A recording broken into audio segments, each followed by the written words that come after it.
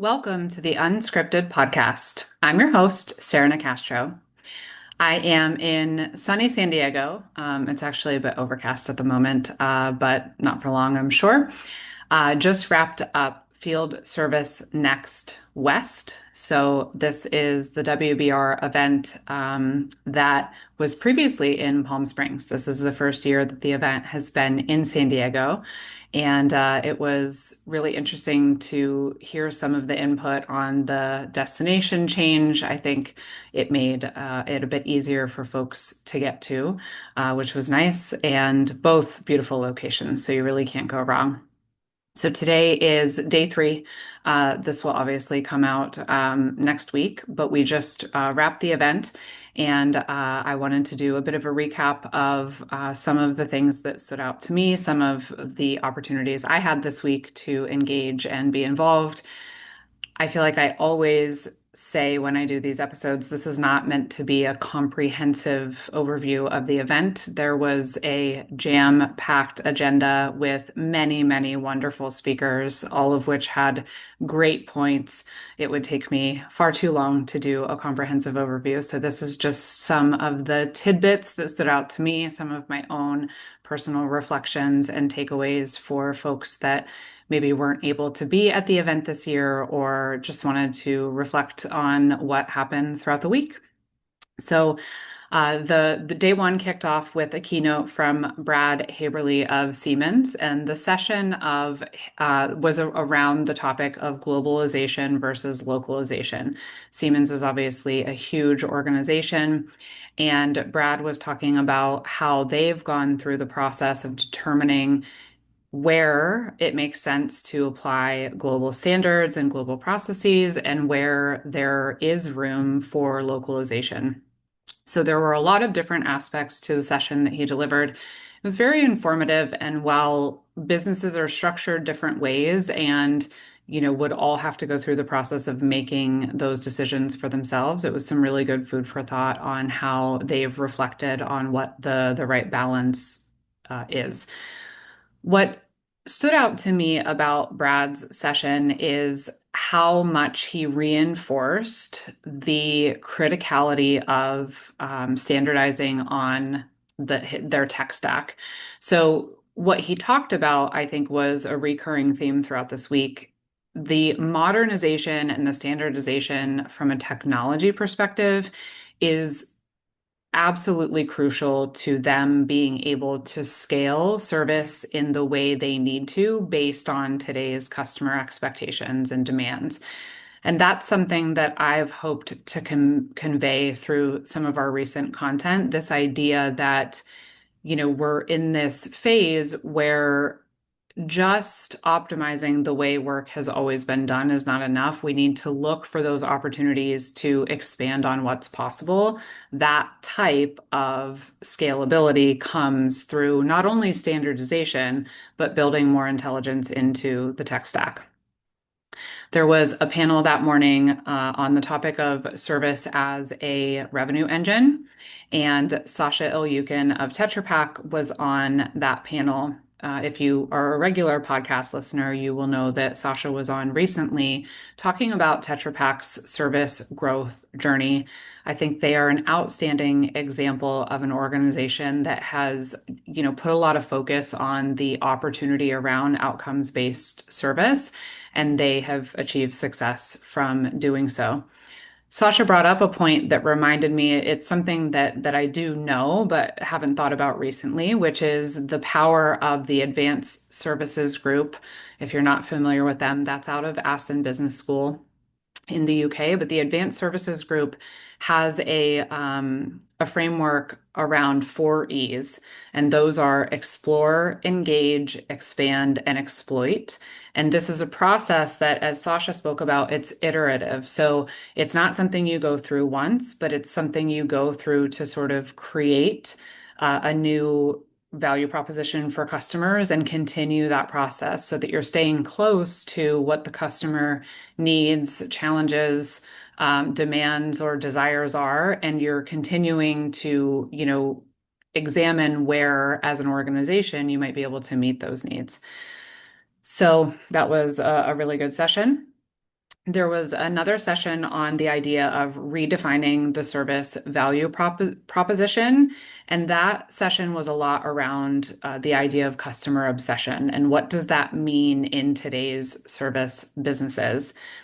I liked Tanya Singh was on that panel. She's with 3D Biotronics, and she made a point that I think is, it's logic, but it's one of those things that is understood but not always executed, which is the criticality of listening.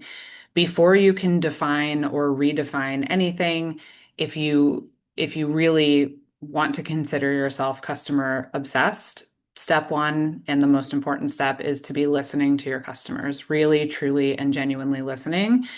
And I also liked the point she made. She said, I want to hear where we are failing. And I think sometimes we understand the importance of listening, but we want to focus on listening to the good, not necessarily where we're going astray. And there's a lot of value that can come from understanding how you are exceeding your customers' expectations, but also where you are falling short. So I think that was a great reminder. There was a guest keynote at the end of the day on Tuesday, a woman named Marta Riggins, who is a strategic consultant on employer brand. Absolutely loved her session because this is a topic that organizations in this space need to be thinking more about. Session after session this week came back to the huge issue that is looming of the talent gap. So the fact that there are not enough new people coming into the industry as there are workers retiring or aging out. And this idea of the employer brand and the employee value proposition that Marta spoke of is just so, so crucial. It's something that companies have not had to think as much or act on as much historically as they need to now. And so that mindset shift is step one, but then understanding how you create something compelling for today's talent, there's a lot that goes into that. So I really enjoyed her session. One of the points that she brought up that stood out to me is the idea of emotional salary. So she talked about the fact that this is completely different than someone's actual salary, what you're paying them to do the job, which is, of course, an important part of the employee value proposition. But the emotional salary is something leaders should be considering in terms of how people feel and also situational things that are inevitable, but will be a withdrawal from that emotional salary. And as a leader, you need to think about how you're balancing those situational withdrawals with intentional deposits. So I really liked that framing. And I think I've asked Marta if she would come on the podcast. So I hope to have more from her soon. Yesterday morning, I'm having trouble keeping my days straight. Wednesday morning, I had the honor of hosting a Women in Service breakfast sponsored by IFS, and I co-hosted that with Megan Schlom from Schneider Electric.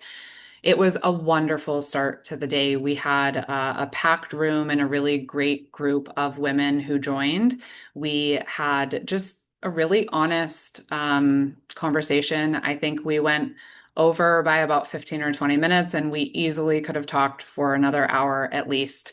It was, a conversation about how to use our voices, how to have confidence in our abilities, how to navigate imposter syndrome, how to show up for ourselves, how to show up for others. And it was just very impactful and really great. I also had the honor yesterday of sharing the stage in a co-keynote with James Milet, who is the CEO of SmartCare.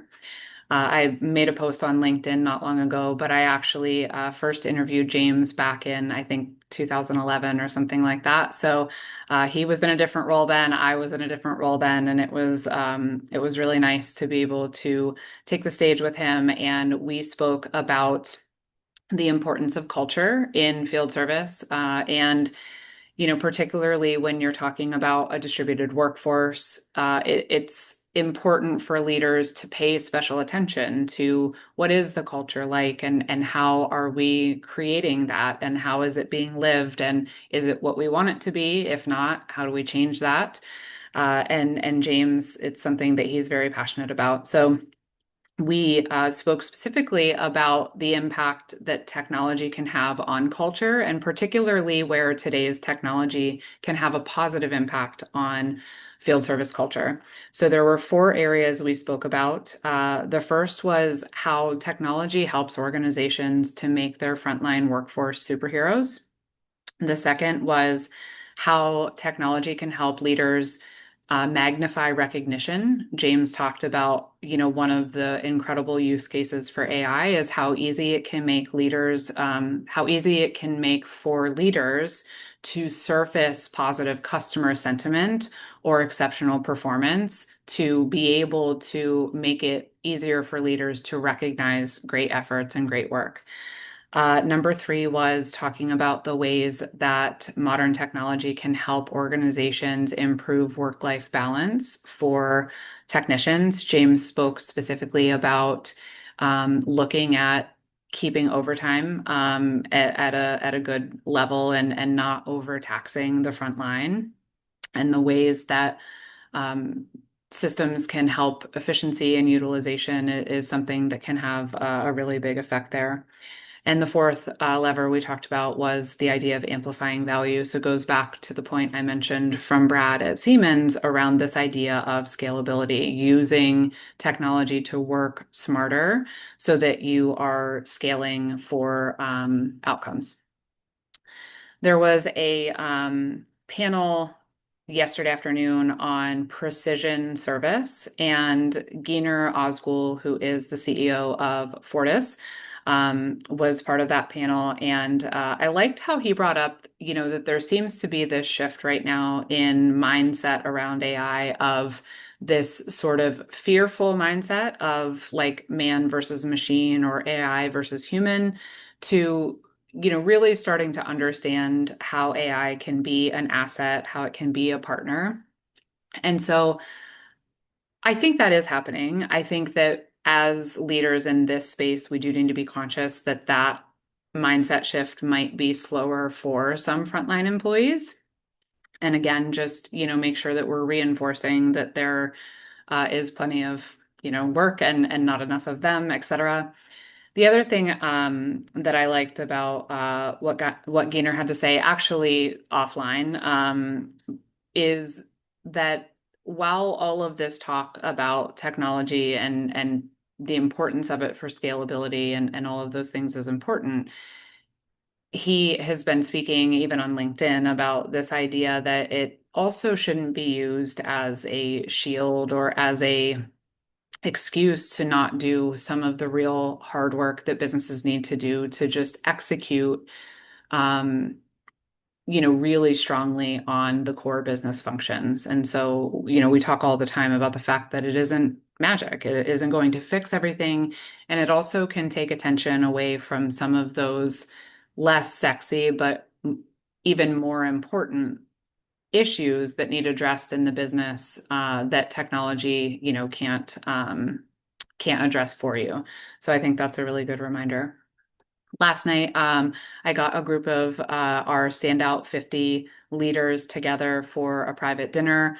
That was a wonderful way to spend the evening. So started with a wonderful women in service breakfast, ended with a celebratory Standout 50 leadership dinner.